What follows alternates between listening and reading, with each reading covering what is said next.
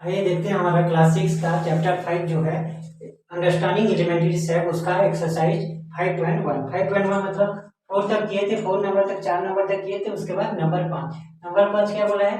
Verify whether D is the mid point of AG. क्या बोला है? Verify whether D is the mid point of AG. D को क्या करना है? वेरीफाई करना है। मिड पॉइंट मतलब बीच का जो बिंदु है, बीच का जो बिंदु है, एजी का क्या बीच का बिंदु है जो डी, उसको वेरीफाई करना है, देखना है हमें। तो पहले देख लेते हैं डी बिंदु कौन सा पोजीशन में है? 4 नंबर पोजीशन में। उसके इधर क्या है? ए बी सी, तीन तो है बिंदु। 4 नंबर के इधर आगे कौन सा है? E F G. इधर आगे 3 तो बिंदु है। लेफ्ट साइड उसका 3 तो बिंदु है और राइट साइड हमारा 3 तो बिंदु है। तो जी बिंदु क्या? पहले देख लेते हैं हम लोग एडी का। एडी से जितना जाते हैं हम लोग इस ए के आगे कौन सा है? ए से सी तक, मतलब ए से डी से कितना? 1 2 3। ए से हमारा डी तक हो गया हमारा। ए से डी हो गया हमारा कितना? 3 सेंटीमीटर। कितना है? 3 सेंटीमीटर है। मतलब ए से डी तक कितना सेंटीमीटर है हमारा? ए से दीजिए 1 2 3, 3 सेंटीमीटर है। उसके बाद क्या है? इधर इधर क्या है हमारा? डी से जी तक कितना सेंटीमीटर है? 1 2 3। डी से जी तक हमारा, डी से जी तक हमारा 3 सेंटीमीटर। तो दोनों साइड मतलब उसका लेफ्ट साइड भी 3 सेंटीमीटर है और राइट साइड भी। ए से मतलब लेफ्ट साइड मतलब ए तक 3 सेंटीमीटर है और राइट साइड मतलब जी तक 3 सेंटीमीटर। दोनों साइड क्या है? 4 का जो है, डी का है जो इधर लेफ्ट साइड यहाँ तक ए तक 3 सेंटीमीटर है और इधर जी तक 3 सेंटीमीटर है। मतलब दोनों साइड, लेफ्ट साइड 3 सेंटीमीटर है, राइट साइड 3 सेंटीमीटर है। दोनों साइड 3 सेंटीमीटर। तो क्या होगा इसका? इसका मतलब जो डी है वो दोनों साइड के बीच में है। मतलब इधर 3 सेंटीमीटर, इधर 3 सेंटीमीटर। मतलब तो उसको उसके हैंस प्रूफ, मतलब डी जो है, मतलब डी क्या है? ए जी का। ए और जी का क्या? ए जी का मतलब ए जी का क्या? Mid point. D equal to A G mid point, मतलब मिड पॉइंट। तो ये हो गया हमारे डी जो है ए डी का मिड पॉइंट निकल गया मतलब। उसके बाद नंबर 6 क्या बोला है? कि B is the mid point of A C and C is the mid point of B D where ABCD lies on a straight line, say where AB equal to CD। क्या बोला है? कि B is the midpoint of AC। क्या बोला है? हम लोग उसको उसका आकृति चित्र बना दिए, मतलब उसको एक स्ट्रेट लाइन ले लिए सबसे पहले। तो क्या बोला है? बी जो मिड पॉइंट किसका है? बीच का जो बिंदु है एसी का। एसी का बीच का बिंदु कौन सा है? बी है। तो ये हो गया हमारा एबीसीडी। पहले ले लिए एक स्ट्रेट लाइन में एबीसीडी ले लिए। उसके बाद क्या बोला है? एसी का जो मिड पॉइंट है, एसी का मिड पॉइंट बीच का बिंदु जो है क्या है? बी है। तो ए सी हमारा हो गया ए और सी। ए और सी, ए से लेकर सी का उसका मिड पॉइंट क्या है? बी है। यहाँ बी है, मतलब मिड पॉइंट जो है बी है मतलब। उसके बाद क्या बोला है? And C is the mid point of B D. क्या बोला है? C is the mid point of बीच का जो बिंदु है सी है किसका? बी डी का। बी डी का बी से यहाँ से बी से डी ये हो गया। उसका मिड पॉइंट कौन सा है? सी है हमारा।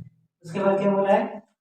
where ABCD lies on a straight line। ABCD जो है एक स्ट्रेट लाइन में, सीधा रेखा में है, चारों पॉइंट से where AB equal to CD।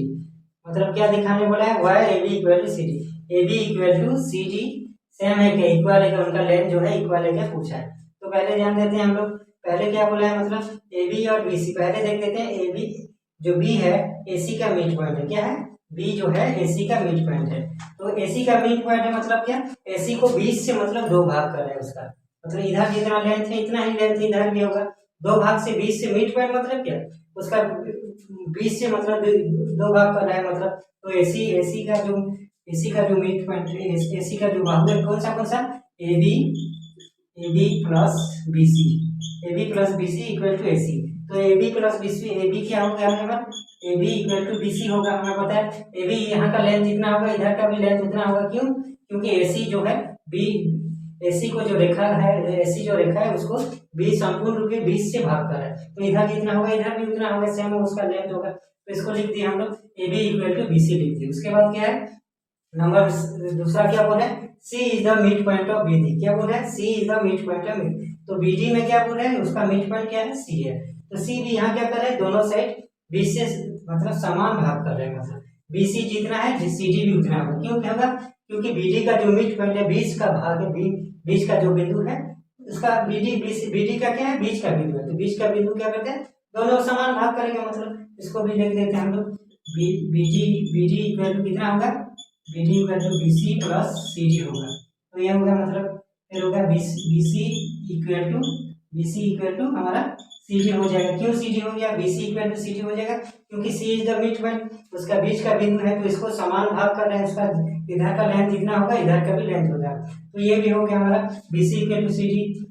उसके बाद क्या बोला है? से हुआ है AB इक्वल टू CD। क्या बोले? से हुआ है AB इक्वल टू CD बोला है। तो हुआ बोला है AB इक्वल टू CD, क्या बोले? AB यहाँ क्या है?